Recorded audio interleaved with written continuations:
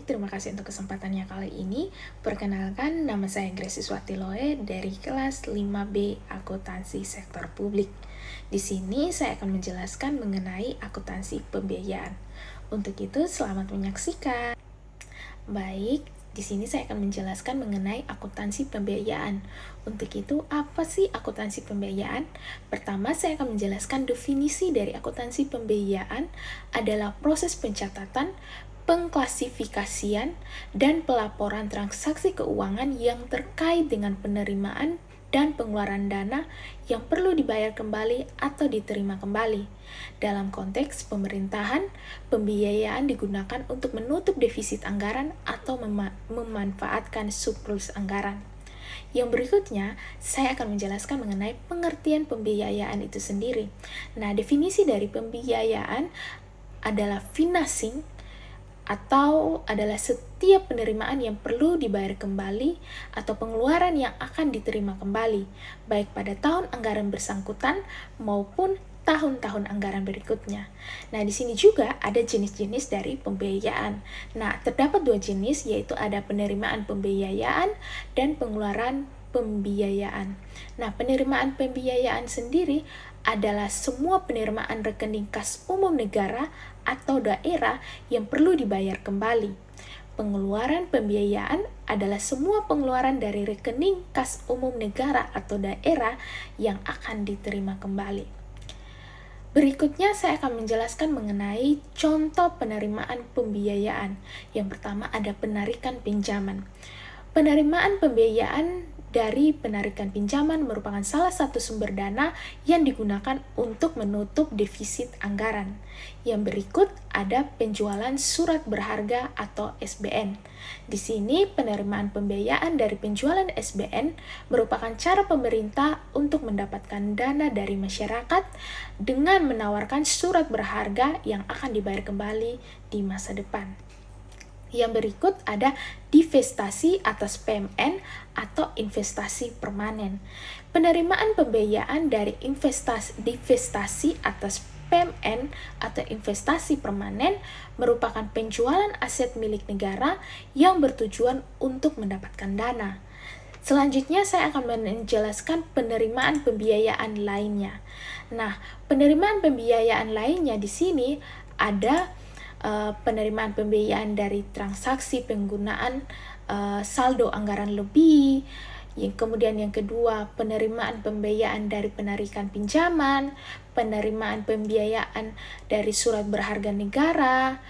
Kemudian keempat, penerimaan pembiayaan dari divestasi atas PMN atau investasi permanen. Yang kelima adalah penerimaan pembiayaan dari divestasi atas investasi non-permanen.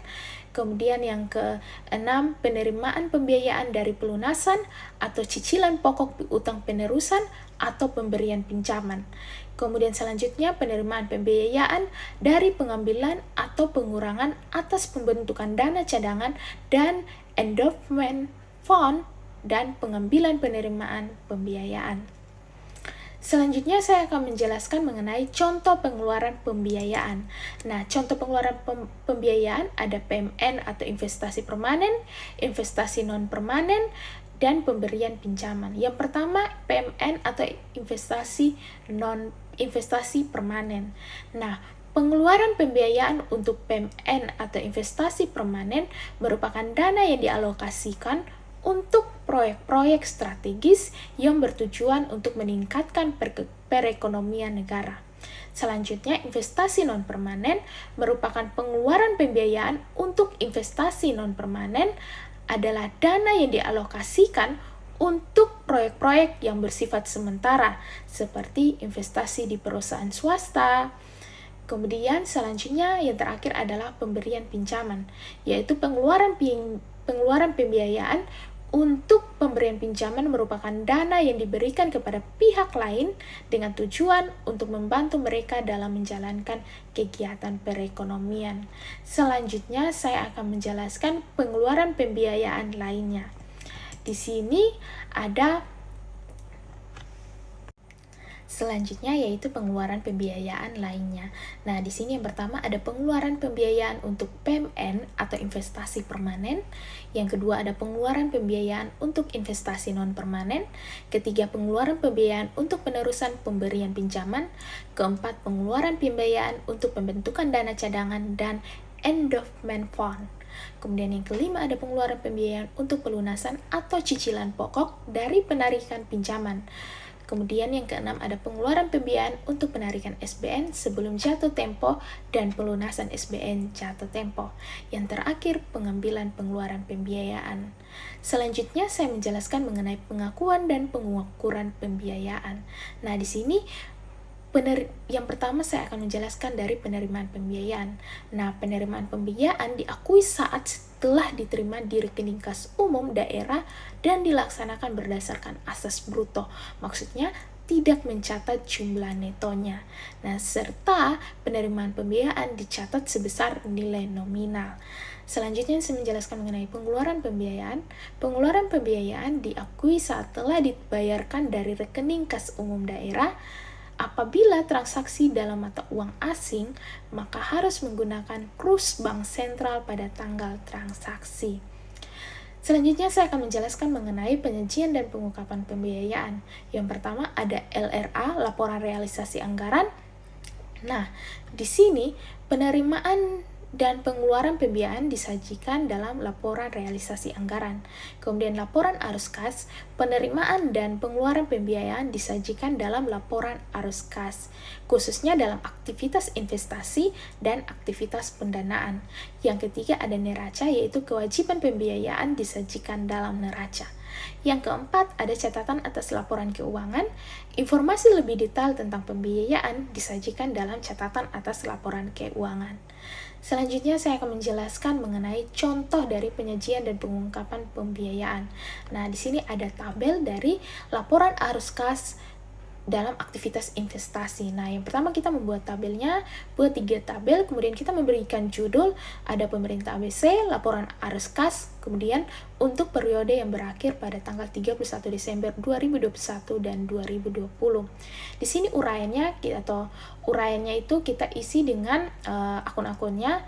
Yang pertama akun arus kas dari aktivitas operasi. Nah, di sini ada arus kas masuk. Nah, arus kas masuk ini terdiri dari akun apa saja. Misalnya ada penerimaan penjualan investasi. Nah, kita isi jumlahnya di tahun 2021-nya berapa, di 2020-nya berapa. Kemudian jika akun-akunnya sudah terisi semua, kita jumlahkan arus kas masuknya. Oh, ternyata jumlah arus kasnya ini 3 juta, 14 juta pada tahun 2021, dan pada tahun 2020 ternyata baru 12 juta. Nah, ternyata di 2021 terjadi kenaikan. Kemudian arus kas keluar. Nah, akun-akun dari arus kas keluar ini apa saja? Oh, ada pengeluaran penyertaan modal. Nah, 2021-nya berapa, 2020-nya berapa. Kemudian akun-akunnya sudah ditulis dengan jumlah-jumlahnya, maka kita jumlahkan seluruhnya. Jumlah arus kas keluar dari akun-akun arus kas keluarnya itu kita jumlahkan.